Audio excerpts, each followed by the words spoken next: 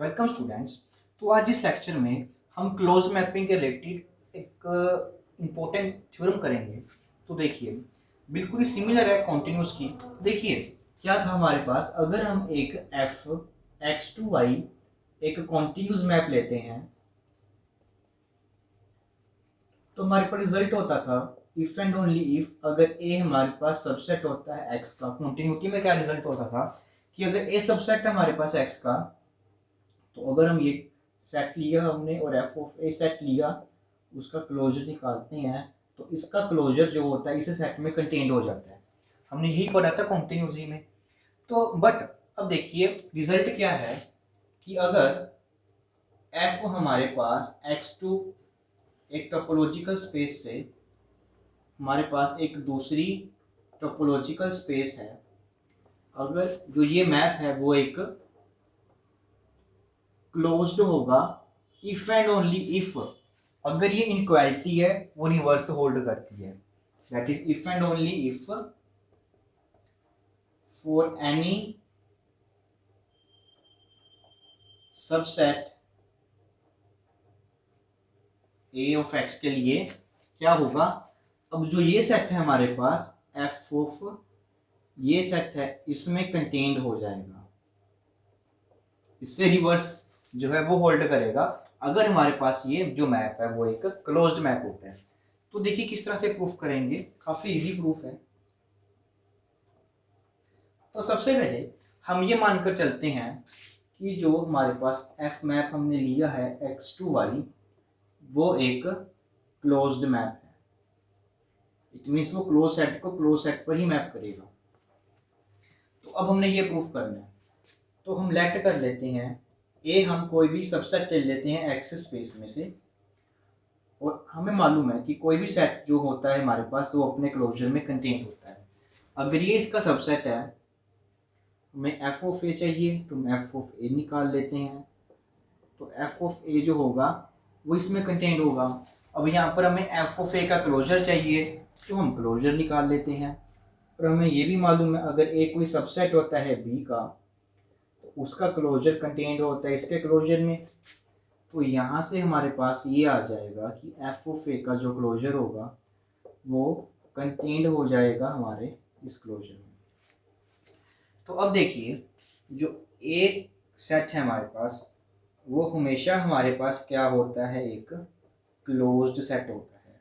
ये हमारे पास हमेशा ये एक क्लोज सेट होता है। अगर ये हमारे पास क्लोज सेट है और एफ हमारे पास एक क्लोज्ड मैप है तो इट मीन्स जो ये सेट होगा वो हमारे पास एक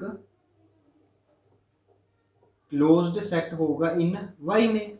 अगर ये हमारे पास एक क्लोज्ड सेट है वाई में तो इस सेट का क्लोजर किसके इक्वल हो जाएगा, इस सेट के। तो इट मीन्स यहाँ से हम ये कह सकते हैं कि ये सेट इसके इक्वल हो गया, तो यहाँ से हम ये कह सकते हैं जो ये सेट है वो इसमें कंटेन हो जाएगा।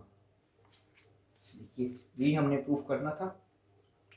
आगे हम इसका कन्वर्स पार्ट प्रूफ करते हैं कि लेट कर लेते हैं कि ए अगर हमारे पास एक्स का कोई भी एक सबसेट है और जो ये इक्वालिटी है वो हमारे पास होल्ड कर रही है, तो हमने प्रूफ करना है कि जो एफ मैप होगा वो एक क्लोज्ड मैप होगा। तो एफ को क्लोज्ड मैप शो करने के लिए हम क्या करेंगे कि हम एक कोई भी एच क्लोज्ड सबसेट ले लेंगे ऑफ एक्स का। एक्स में हम कोई भी एक क्लोज सबसेट ले लेते हैं, और एफ को अगर जो हमारे पास एफ मैप है एक्स टू वाई हमें इसको क्लोज प्रूफ करना है, तो हम क्या प्रूफ करेंगे कि जो एफ ऑफ एच है वो हमारे पास एक क्लोज्ड होगा इन वाई में। एफ एच को हमने क्लोज्ड प्रूफ करना है वाई में। इसको क्लोज्ड प्रूफ करने के लिए हम क्या प्रूफ करेंगे कि अगर इसका क्लोजर खुद इस सेट के इक्वल आ जाए तो ये क्लोज्ड हो जाएगा। तो हमने अब एफ ऑफ एच का क्लोजर फाइंड करना है। तो एच हमने क्लोज सबसेट ले लिया एच का, तो वो यहाँ से हमारे देखिए एफ ऑफ एच का क्लोजर, तो यहाँ से हमें जो गिवन है उससे हम ये लिख सकते हैं कि एफ ऑफ एच का जो क्लोजर है वो कंटेन्ड हो जाएगा हमारे पास एफ ऑफ एच क्लोजर में, तो इसमें ये कंटेन्ड हो जाएगा।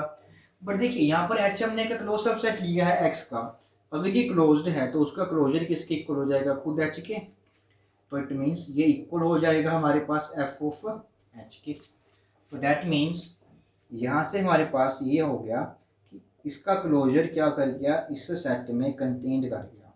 बट हमें पता है कि जो हर एक सेट होता है हमारे पास वो कंटेन्ड होता है अपने क्लोजर में। ये यहाँ से प्रूफ हो गया और ये हमारे पास ऑलवेज ट्रू होता है। दोनों को कंबाइन करने के बाद हमें ये मिला कि इस सेट का जो क्लोजर होगा वो इस सेट के इक्वल हो जाएगा। इट मीन्स हम ये कह सकते हैं कि एफ ऑफ एच जो है वो हमारे पास एक क्लोज सेट हो जाएगा इन वाई में। दैट मीन्स एफ हमारे पास क्या बन जाएगा, अब एक क्लोज्ड मैप।